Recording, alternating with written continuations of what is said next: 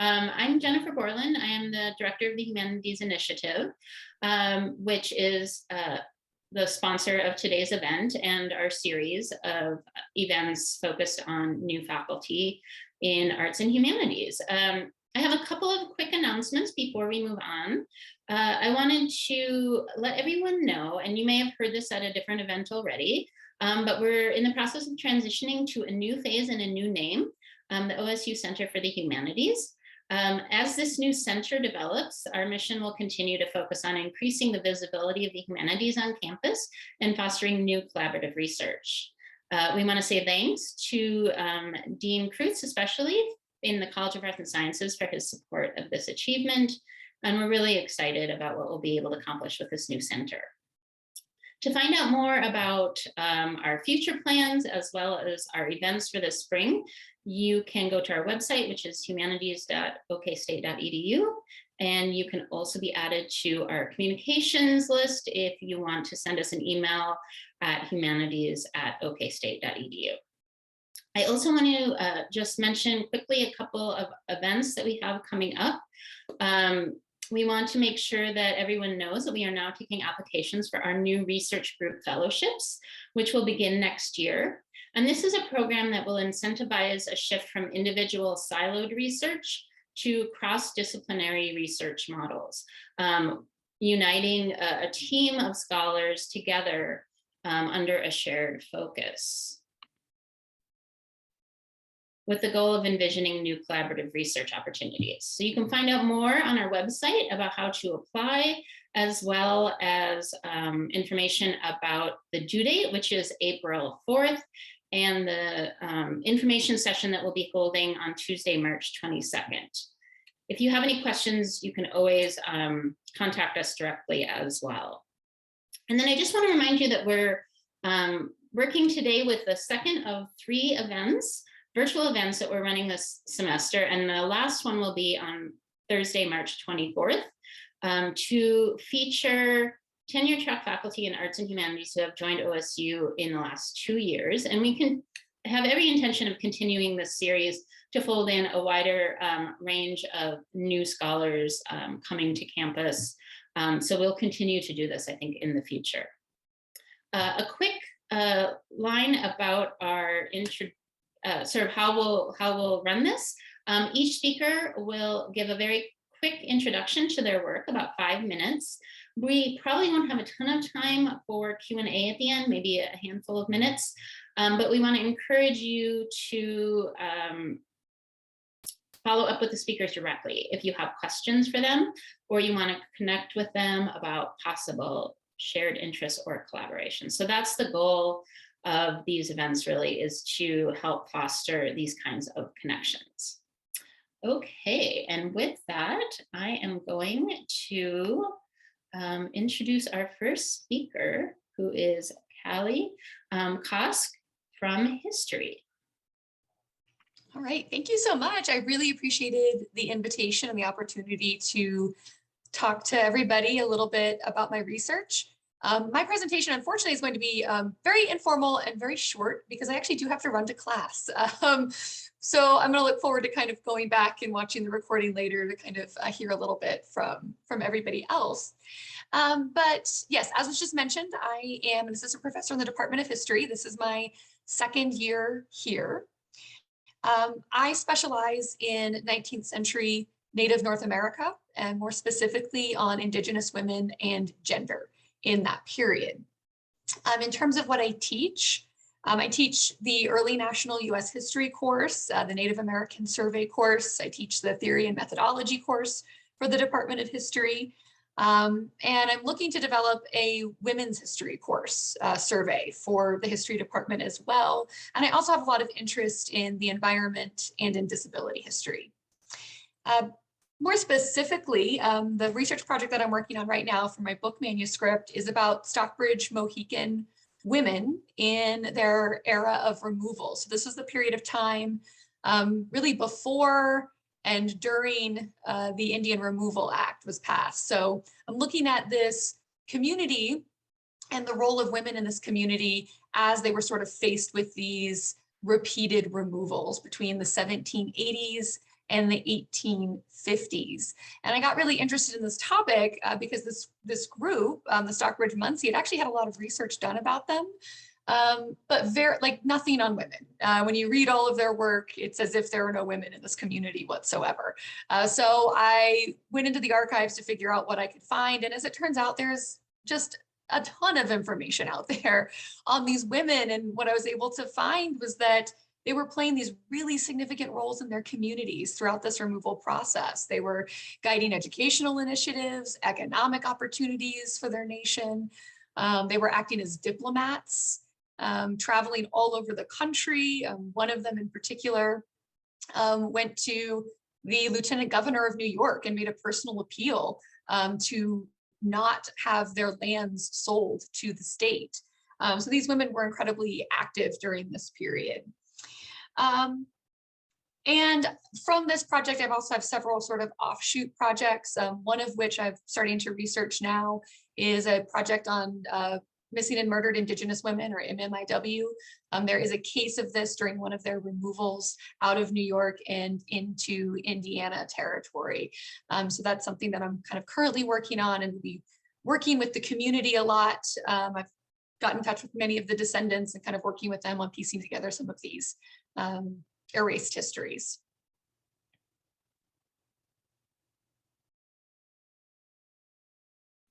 All right, thank you so much. Let's see, let me get my schedule back in front of me. Sorry, I was having inability to cut and paste things accurately, so I apologize for the abundance of chats. Emma Draves is going to go before Heather Stewart. That's what I was trying to fix. So just a slightly adjusted schedule there. Okay, so our next speaker is Karen Greenwalt. So thank you to the Humanities and Initiatives for organizing these. Unfortunately, unlike Kallie, my presentation is going to be like nerdily formal just because I want to try to stay in time, not ramble, which I'm prone to do. So I'm going to share my screen here. My name is Karen Greenwalt, and I am an assistant professor here at OSU in art history. This is my second year here also, and I teach courses on modern and contemporary art history and some of our museum exhibition courses here.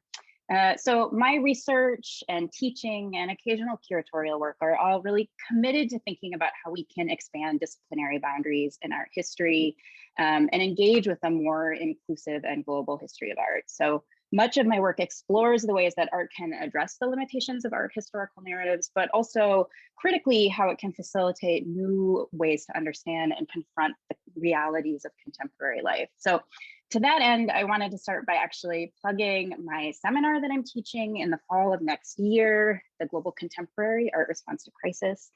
So this class will begin with the 1980s AIDS crisis and consider how contemporary artists give visual expression to the sociopolitical realities of the world. But so the research I'm currently undertaking, which is an expansion of my dissertation and is my book manuscript that I'm working on, explores a group of artists from the so-called Islamic world whose work allows for an investigation of the myriad ways Islam has been claimed and positioned by a variety of forces. So here we're looking at a few examples, and I'm interested in the ways that their work explores, the sensationalist portrayals in the global media to reactionary politicians and Islamic fundamentalist ways of marking or framing the Islamic. My research explores a range of artists who engage with Islam and its multiple meanings and histories, facilitating a study of contemporary art that situates Islamic art at its center. I thought the best way to introduce you to my research was to briefly talk about an artwork that's illustrative of my larger research.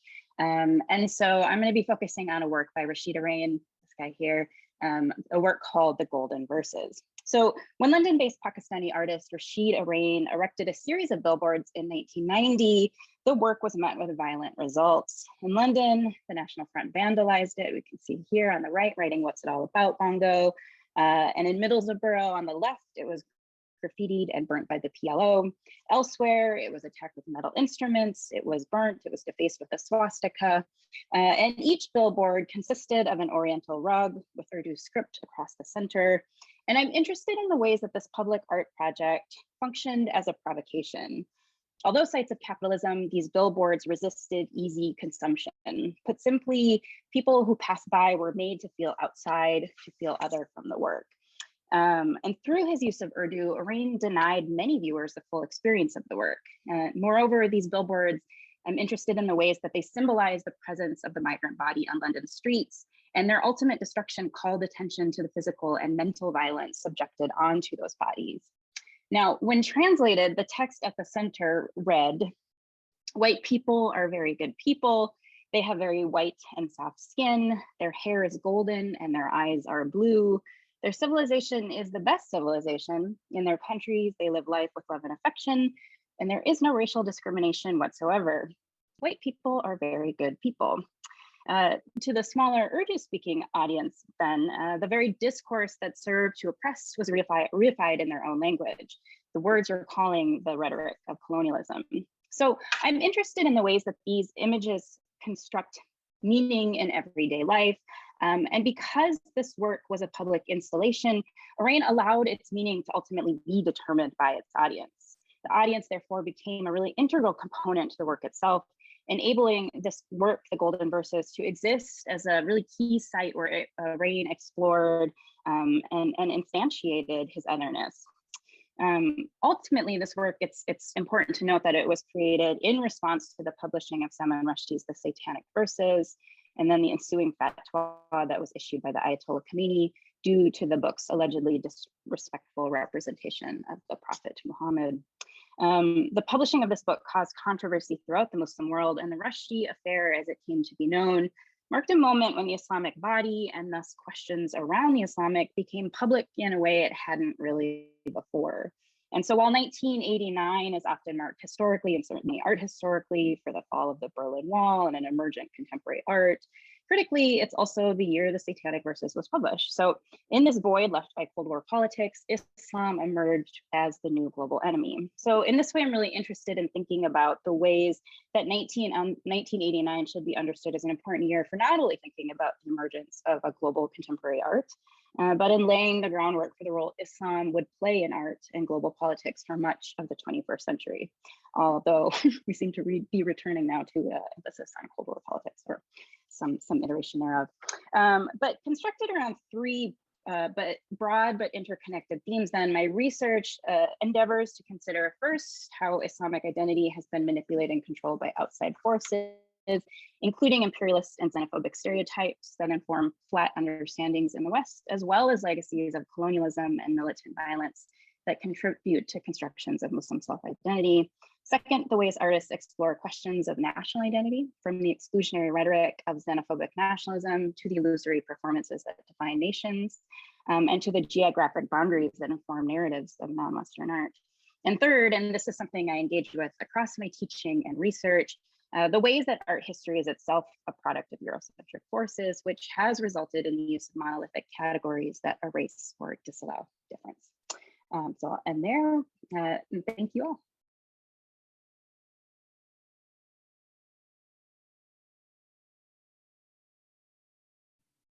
Thank you, Karen. All right, we are doing good with our time. Our next speaker is Chelsea Silva. Hi, everyone. So this is my second year. I am an assistant professor in the Department of English, and I'm a medievalist whose work focuses on the intersection of healthcare and medical writing on one hand, and then autobiographical accounts of illness, disability, or suffering produced by writers who are traditionally considered literary writers as opposed to professional or medical writers. My work focuses mostly on England and now Scotland, but is sort of reluctantly being expanded into Europe as I've sort of gone through it. As far as teaching goes, I teach the Brit.Lit 1 survey, so Brit.Lit up to 1800 in the English department. I also teach seminars on health narratives in history. I am teaching, very excited, an upper div undergraduate seminar on Tolkien and medievalism in the fall, which I'm really looking forward to, an excuse to reread Lord of the Rings. And sort of as a broad theme that reaches across most of what I teach is an emphasis on like book history and textual materialism and form. So thinking about how a text is written as really being important in understanding what it says to us as readers and what it might have said to the people who read it in its original form. My big project currently in progress, the monograph project, focuses on that intersection of literary production and then the sort of ongoing acts of maintenance and repair that define life within a body. What's particularly interesting about it for me, if you don't know this, that in the medieval period and specifically in England, medical practice was not regulated. Or like there was no such thing as licensure regulation until the 1500s. So when we think about who's in charge of determining health and pursuing healthcare practices, it's a much broader and more kind of capacious category than we often think of it. So I'm interested in thinking about the relationships between patients and practitioners, but in many of the instances that I look at, those two roles are sometimes filled by the same person. Who is sort of undergoing acts of self-care, or it might just be somebody who hasn't really received much medical training, but is the best that a given town or village has. So I'm interested in thinking through the kind of affective and ethical connections that happen there, and also in thinking through formally how we can see medical discourse being represented in literature written by people who are attempting to communicate their own experience of suffering, and then vice versa, the way that medical writers turn to literary techniques to express the kind of affective dimensions of their practice. So that's sort of the project writ large. What I thought I might do just for a couple of minutes is really quickly walk you through what that looks like for me methodologically speaking. Because if you don't do archival work, then this might be, I don't know, new, maybe a little bit interesting. So none of the works that I look at in terms of medical texts are published. Not none, maybe two of them. Because if you are interested in like lay everyday experiences of healthcare, what you're usually looking at is recipe collections written predominantly in English. And I'm always very jealous when I get to look at what Jennifer's working on, because her book has so many beautiful medical illustrations and mine are like stained, which is cool sometimes. These are like tend to be the manuscripts that you bring into a sick room with you. And so they're not very nice looking for the most part. They're pretty utilitarian and they never get digitized and they very rarely get published. So I have to go in and do this kind of like front-loaded, front-weighted labor before I can actually get to that, like the criticism, the literary criticism part of my work. So what that usually involves is like going to an archive. Most of the stuff that I look at is in the British Library or the Wellcome, but I was working out of the Huntington for a few years, which was very nice. So you go there, you look at the book. If I have a lot of time, I'll sit there and read the book. Most of the time, it's more efficient for me to just take a lot of photos. Then you have to go and sort all the photos. Then I can sit down and actually transcribe the manuscript, which can be difficult depending on the state of the manuscript. So for instance, this big effaced text over here is a charm for an easy birth that somebody decided was better off removed from the text, but they forgot to take it out of the table of contents, which is why I know what it is. Or you'll get pieces like this. This is somebody practicing their alphabet on one side. So the question of like what constitutes the text comes up pretty frequently. And then you also get with these recipe books, the inclusion of things that come after. So sometimes it's more recipes, sometimes it's birth or death announcements, things like that. So these texts are often kind of big, interesting pastiches of the lives of families over generations sometimes. And when that's done and I've transcribed a full manuscript, then I can start looking at it as its own full textual object. And I like everything else. I like the literary criticism, but this kind of exploratory, just figuring out what's in the book is one of my favorite parts of the whole thing. So, thank you. Thank you. All right, let me. Okay, and our next speaker is Jessica Resvick.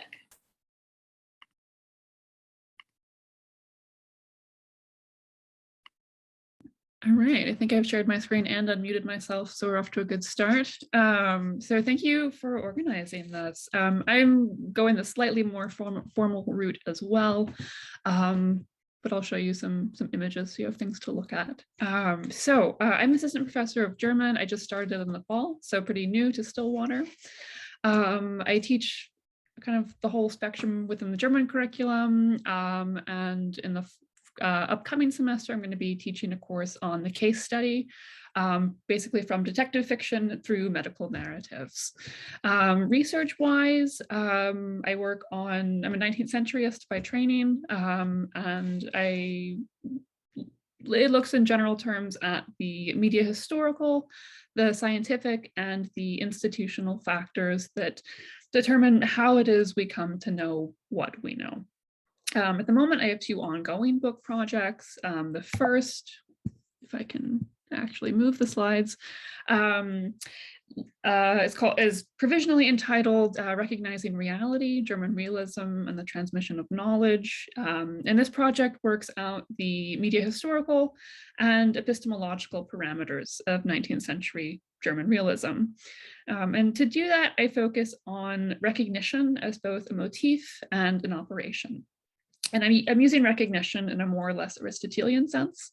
So it refers on the one hand to that kind of aha moment in a plot. So Luke Skywalker recognizes Darth Vader as his father, as one of the kind of classic examples. Or for the more highbrow references, Oedipus recognizes his wife as his mother. And for Aristotle, recognition is also the key to understanding mimetic pleasure. We take joy in recognizing familiar things, and this impulse lies at the heart of poetic production. My general argument is that recognition scenes in realist fiction serve as highly condensed, self-reflexive moments where authors essentially articulate a theory of realism as they're writing it into existence. These scenes show both how authors made sense of a very rapidly changing reality and how they drew on specific media to depict this reality.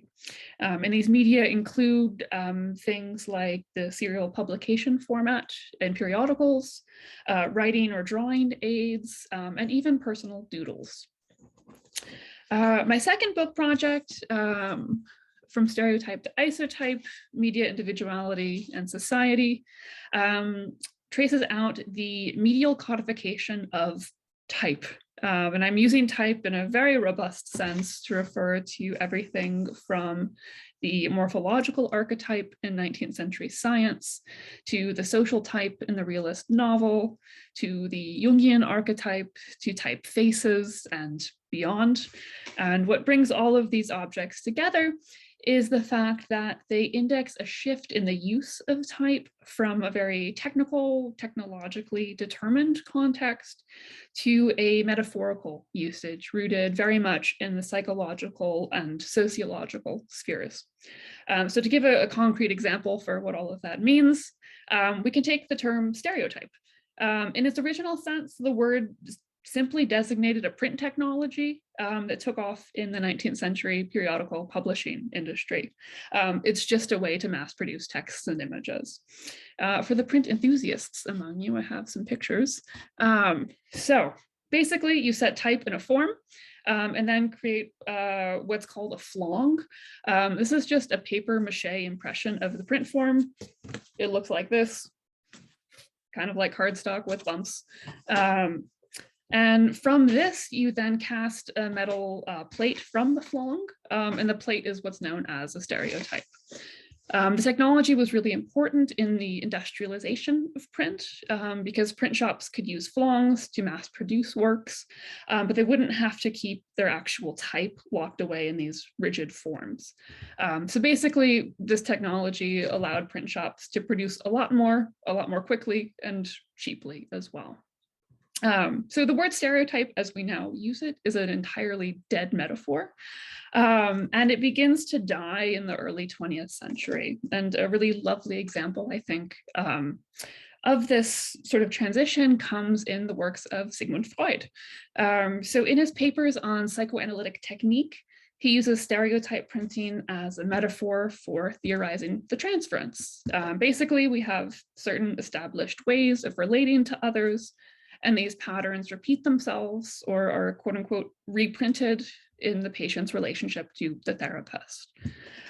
Stereotype printing is very much a print metaphor for Freud, but it obviously maps onto the psychological context. And the project on the whole is interested in these moments of transition from media into metaphor.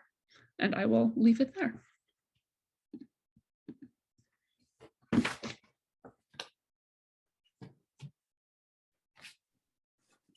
Wonderful, thank you. Okay, our next speaker is Emma Draves. Hi all. I am the director of dance in the Department of Theater. So coming at research in academia from similar and also different ways. Sort of in my position, I teach studio dance courses. So I teach modern and jazz and ballet and musical theater here. And I also teach our intro to dance class, dance course, which is invites students to learn dance and dance history through an embodied investigation. So we look at how the context provided the impetus for artists to make the work that they did. And this dovetails dance history with cultural history, so they sort of learn research lenses at the same time. It's a class I'm really passionate about. And it's actually pretty popular because it counts as a humanities gen ed. So we have different students from all across the campus who will kind of come together in the class. So teaching clearly is an interest of mine. It's part of the reason I entered academia. But in terms of research, I have had kind of an overarching theme in my own career of being interested in hybridity. So how the individual identity manifests through movement and what dance movement can offer in terms of creating and supporting and reifying community, and sometimes radically inclusive community. So second, then as kinetic research, my own dance training is a combination of Western concert forms, like the ones I teach here, but also Bharatanatyam, which is a South Indian dance theater form. I was very fortunate to sort of fall into working with a company when I was in Chicago, and they invited me to learn the form. So I don't just do it as performance, but actually did learn it in a more lineage specific way, but I am a non-lineage performer. So that put me in a position where I was privy to a kind of unique history on the history and contemporaneity of Bharatanatyam, which in and of itself is fascinating because it's associated with old India, pre-colonial India, but that was a very active sort of campaign that happened to throw out British colonialism. So that's something.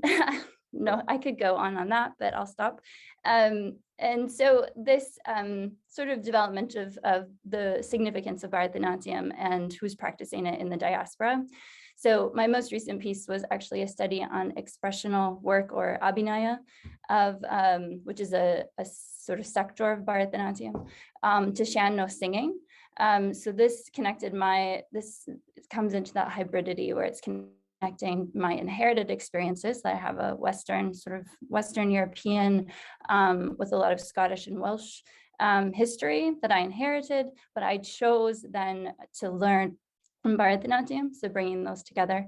And I'm also interested, I guess, in terms of research of how gender is performed. I'm interested in how we can subvert the status quo through direct and indirect choices in movement, in the relationships of the bodies on stage, in the dramaturgy of the work, and in costuming.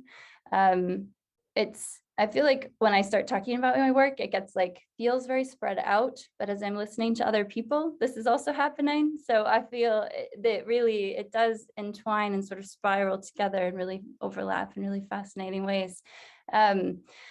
So from a more literary research perspective, I work to situate my teaching and research in the active engagement with equity,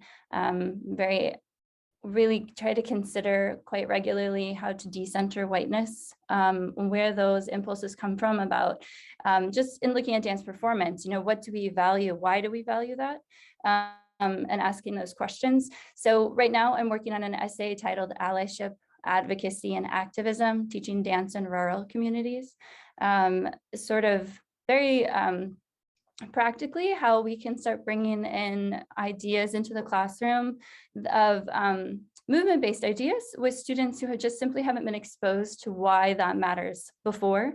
So breaking up dance into looking at it as its purposes for entertainment, its purposes for community, and its purposes for ritual. And find a lot of students are pretty knowledgeable in terms of dance for entertainment, less so in thinking about dance for community and dance for ritual or spiritual significance.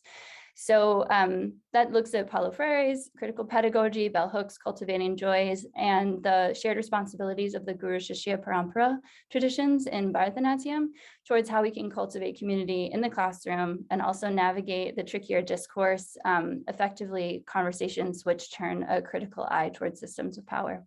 So that's kind of the crux of it right now. My position doesn't include a large percentage of time for research, but I thought videos can be tricky to share, but I thought I might share a couple of photos at least of myself because I had consent, as well as the company that I dance for in Chicago. But this is a contemporary work that I would say kind of brings together that hybridity of the Bharatanatyam with the concert dance, ballet, and modern and jazz training. This is a collaborator I worked with in Chicago called Andy Slavin. And we've made several works together that were critically reviewed quite positively, which always feels good. It's not what I live for, but it always feels good in the end. Just a couple more. So this one specifically, you can see there's a Tribangi gesture, and but the physicality is quite different than Bharatanatyam. And again, this is Alapadma, but in the rasa, or the expressional sort of the heightened expressional narrative, bringing that to the top of the work and not just a subtext to the work. So in, say, for competition dance, you would have like heavy emotional expression, but it's more for entertainment. Look at this thing I'm showing you, as opposed to rasa, and that brings in this dramatic element of like, I want you to feel the narrative that I'm telling you. So it's there's a balance in sort of how you can work with the audience that's there and incorporate them into the experience rather than just performing it for them. And then this is my guru, Hema Rajagopalan, who's also based in Chicago, and some, I don't know what else, I'll show you this one, I guess, as the company, Natya Dance Theater, that I performed with as well. So that's what I do. Wonderful, thank you so much. Our next speaker is Heather Stewart. All right, let me just share my screen here.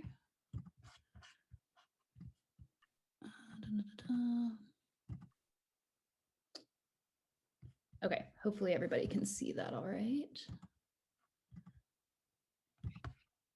Okay, so hello everyone. Sorry for those of you whose presentations I might have missed at the beginning. I had to come straight from elsewhere, but what I've heard so far has been excellent, and I look forward to seeing the videos of the rest of you. So I'm Heather Stewart. I'm a new assistant professor in the Department of Philosophy here. My background is primarily in biology and philosophy. I completed my PhD just this summer in July at Western University in Ontario, Canada. Defended my dissertation and then jumped in a U-Haul about the next day to start my job here in August. So it's been a bit of a whirlwind. My research generally falls within bioethics and health humanities, feminist philosophy, ethics more generally, social and political philosophy, and most recently I've been beginning to sort of work on issues in AI and technology ethics. Here at OSU, I'm primarily teaching courses in feminist philosophy, bioethics, and I've just developed a new course for this summer on gender, race, and class in healthcare that I'm pretty excited about. Okay. So this will be pretty informal. I just wanted to quickly talk about some of the things that I'm doing. So hopefully there are folks in here with maybe some shared interests that we might collaborate together. So most of my current research focuses on my book project, Microaggressions in Medicine. This is a co-authored project with my frequent collaborator, Lauren Freeman. She's at the University of Louisville. We've been writing together since about 2018, primarily on issues pertaining to the Speech Act phenomenon of microaggressions. Our book project is under contract with Oxford Press. This is my first book project, so I'm excited about that. So the book is about the Speech Act phenomenon of microaggressions, particularly how they manifest in clinical medical encounters, and the ways that microaggressions can influence and ultimately distort the sort of medical communication between patients from marginalized groups and healthcare providers. So we're focusing a lot on sort of the ways that repeated microaggressions can actually degrade trust across these differentials in power. The ultimate goal of the project, right, is to improve healthcare experiences and ultimately outcomes for patients who are members of structurally marginalized groups. So that's kind of where the bulk of my research is at present. In addition to that, I'm working on a few other things. So one thing I'm working on is the role of the emotion of fear in healthcare interactions with trans and non-binary patients. So I have a book chapter that's nearing the end for a collection on the moral psychology of fear, but it's focusing on the way that fear influences those medical interactions with trans and non-binary patients. I'm also working on some collaborative work with some faculty members up in Canada on issues of algorithmic injustice. So thinking about algorithms on social media and the role that they actually play in perpetuating various forms of social and epistemic injustice. And that's part of a sort of larger project that I'm starting to develop on issues of online communication and trust, particularly trust among and between different social groups. So as someone was just pointing out, right, it often seems like our research is kind of all over the place, but if I had to say what kind of tied my various research projects together, it's that I generally focus on thinking about the ways that social relations of power, oppression, and privilege shape specifically our sort of linguistic practices, right, our practices of speech and language, and how those practices of speech and language influence, for example, interpersonal social trust, trust between different social groups, and also trust between groups and institutions. So I think a lot about the relationships between marginalized communities and medical institutions, and sort of more recently thinking a bit about trust in, for example, political institutions. Given that this is the goal of this, as far as I understand it, right, is to try to foster interdisciplinary collaboration and networks, I thought it would be useful for me to take a moment to sort of flag how my research might sort of have interdisciplinary potential. So I work a lot on microaggressions, and this work certainly can and does benefit from working with folks who have interest in either psychology or sociology or sort of communication studies. I do a lot of work in feminist philosophy, which of course would benefit from those who have interest in gender, which I've heard mentioned, also race studies and indigenous studies. And the recent work that I'm working on in AI ethics, certainly people that have interest in computer science or maybe tech studies or legal studies. So I'm really interested as a new faculty member here who doesn't really know anybody in being able to sort of network and find collaborators here at OSU. I do a lot of interdisciplinary and collaborative work now, but primarily with folks either back in Canada or at different institutions. So for the purposes of finding collaborators here, I wanted to flag maybe some of those collaborative potentials. I've noted at the bottom, and certainly it's sort of come out from a few people I've heard talk today, but anyone with interest either in sort of histories or philosophies of medicine and illness, bioethics, or the health humanities, I would really have an interest in networking and collaborating there. So I've put here, and I'll leave it on the screen for a moment before I wrap up and turn it back, but there's my email address, and my website is linked there as well, if anybody has interest in looking more at either my teaching or research interest there. So that's all I have, and thank you for the opportunity to take a moment to introduce myself to all of you. Stop sharing. There we go. Thank you so much. So we have one more speaker, Jason Estala, but he is not here yet. I know he had class, and so we're gonna give Jason a few more minutes, but what Heather's presentation reminded me about is that I know some of you weren't here at the beginning. And so I just want to announce again that we are taking applications for our new research group fellowships, which will begin next year. And it is a program that is intended to facilitate exactly the kind of interdisciplinary collaborative research that Heather was talking about. And so I want to make sure that everyone knows about that. We have an application process that is laid out on our website. It is due on April 4th, and there is also an information session that will come the week after spring break on Tuesday, March 22nd. So all that info can be found on our website, but I just want to make sure again that folks know about that. And maybe one more point worth saying is that our goal with that is to have it be an opportunity to apply individually, but be kind of matched up with people with shared interests. So I think it's especially useful for someone who doesn't know yet those collaborators that they might want to work with. And so we really want to encourage as many people as possible to consider applying for those, or to think about it for the future, because it's something that we definitely hope to continue on in additional years. So I think until we have our last speaker here, we could open it up for questions if anyone has any, for whomever might be open to questions. So does anyone have questions, or either for any of our speakers or for about humanities in general? Go for it.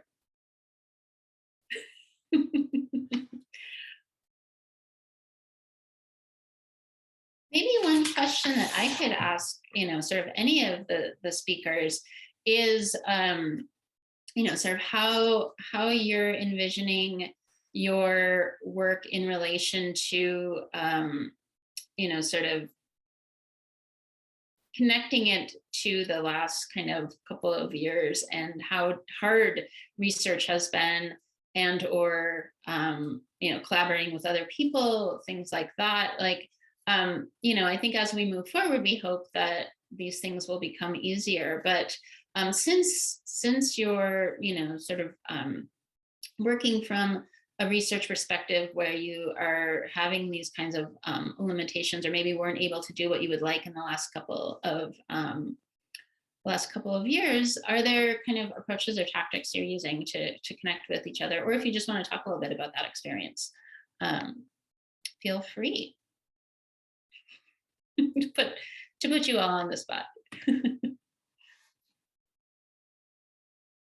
mean, I think one obvious limitation is that, like, for folks who do archival work, it's been fairly impossible the past 2 years. I mean, I've gotten lucky and had a few archivists like send me like photos of things, which kind of came to the rescue. So my current hope is that borders remain open through the summer and I can actually go get my hands on some stuff.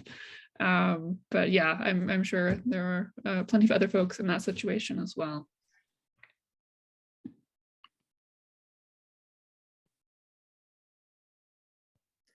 In some ways, it's been really useful. And just thinking about, so when I taught at my graduate institution, I was able to bring undergrads into the library and have them handle manuscripts and type cases and things like that. And for somebody who is, teaches a lot of classes that are based around materialism, that kind of hands-on thing is really important. But it's kind of been a blessing in disguise to have COVID sort of remove that at the same time that I also switched institutions, because that combination has forced me to figure out how to be a little bit more flexible in terms of like online digital resources, or like things that I can do from a distance with my students if we're not even in the same classroom.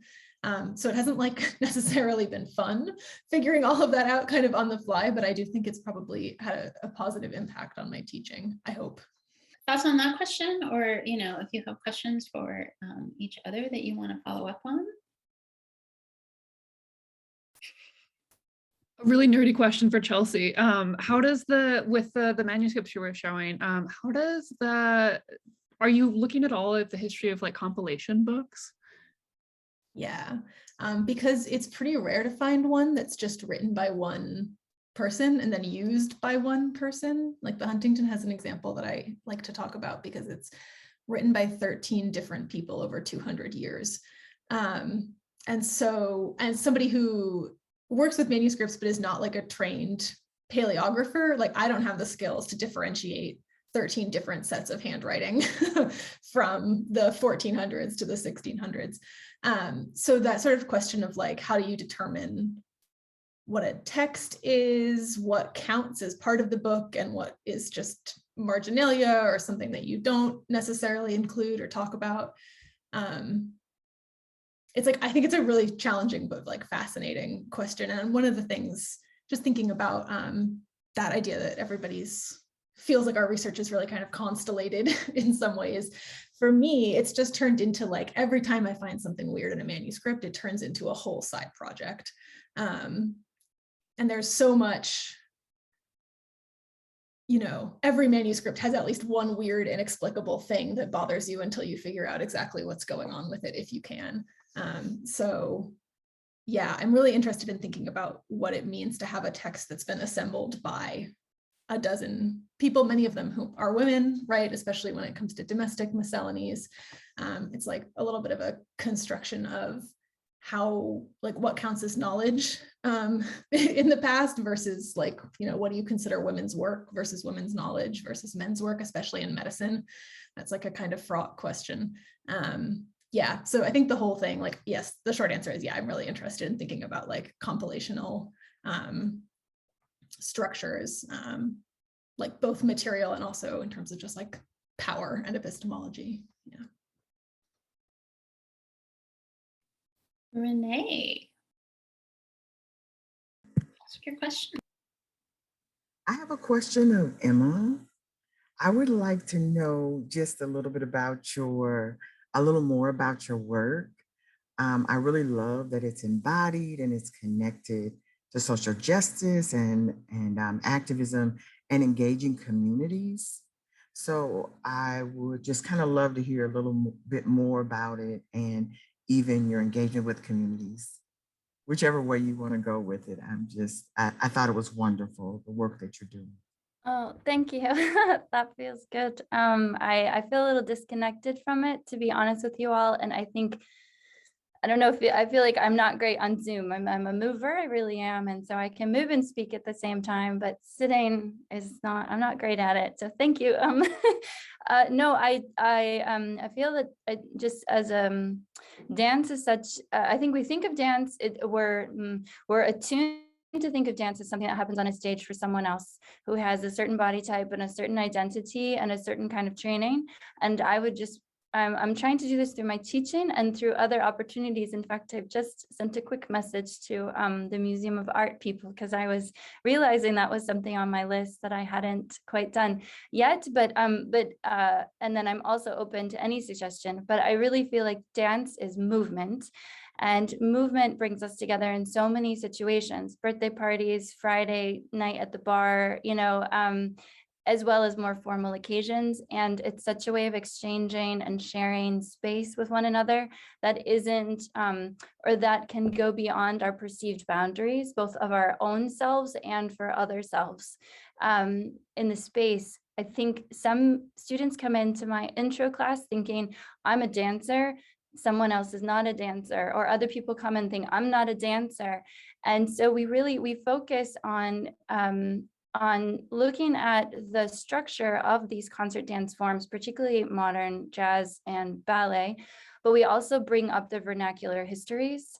So with jazz, we start with the Savoy and the impact that the Savoy had on the people who were there.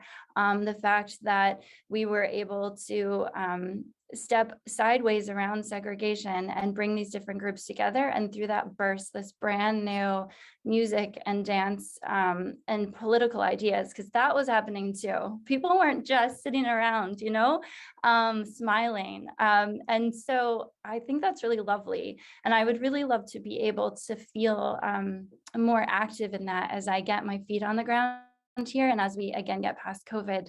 But yeah, that's what I'm really interested in. And in fact, I should say we have one recent success in that we have a new course that's starting up in the fall, hip hop, dance, and cultures. So it's also a movement-centered course, but it will integrate the histories of hip hop so that students are learning the movement, but also learning the economic forces and the experiences of, I would say, the different races, because it's centered in Africanist tradition, but there's also really strong influences from immigrant populations through capoeira and through Latin groups, mambo, and so forth. So that feels very successful. That's on the roster. I'm not teaching it. We have a sort of a specialist coming in to teach it. Yeah, thanks for asking. Thank you. Wonderful, thank you. I wanted to ask, actually this is sparked by a comment or a piece of your presentation, Emma, but I'm also curious if anyone else has thoughts about this as well. I was intrigued by your working on a what sounded like a more pedagogical essay as opposed to kind of a research essay, and thinking about how our different fields and disciplines and programs might count that kind of research.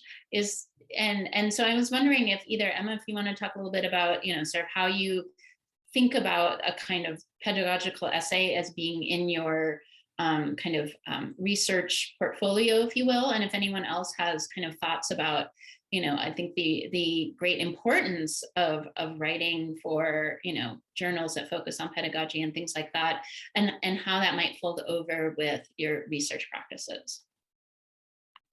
I say I'll start, but I think it's somewhat ignorant. I don't really know. I've not written this before. But it just seems that's where my experiences have been I grew up in a small town in Indiana. And so in some ways there are connections, and I want to avoid placing assumptions on new experiences based on old ones. And I think that's part of the push of this writing, of collecting ideas. But maybe if someone has more actual experience in doing this, that I'd love to hear from you and learn. I think that for me, I have worked on some writing in the past that was kind of aimed at a kind of a discipline specific pedagogy journal. And I think that is something that can have real value for your field. It can be a way that you can make an impact to your discipline that's a little bit different than going in a kind of more scholarly tradition, or in your case, a performance tradition. But thinking about how you can, kind of share your research knowledge in this kind of different format, I think can be really useful.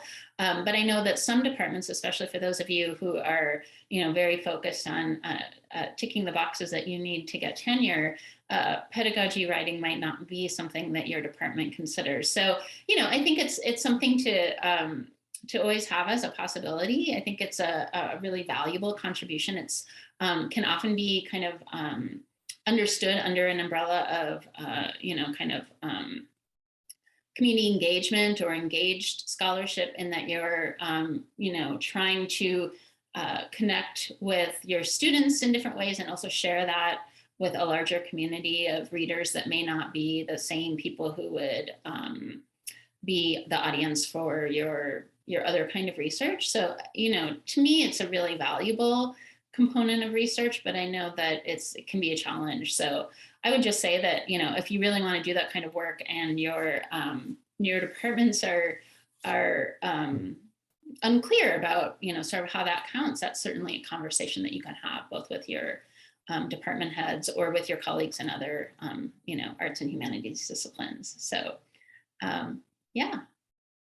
Any other comments or questions before we wrap up? I think our last speaker will be joining us perhaps next session instead. That's probably worth mentioning one more time to everybody that we are going to have one more of these, our third session on March 24th, which is a Thursday at noon again. So we would love to see all of you there. And if anyone has any additional comments or questions, please don't hesitate to take advantage of these last couple of minutes. Does anyone have any other questions or comments? There's a very active, robust chat over here. So thank you, everyone. Both our speakers for being here. It's so wonderful to hear about everybody's work, but also thank you to our audience for coming and taking the time to hear everybody's presentations. And again, we will post this recording on our website. So we will have that available if you want to share it with your colleagues or other members of your community. And then we will also be hopefully seeing each other in a couple of weeks at the last of these 3 sessions. Have a great day. Bye, everyone.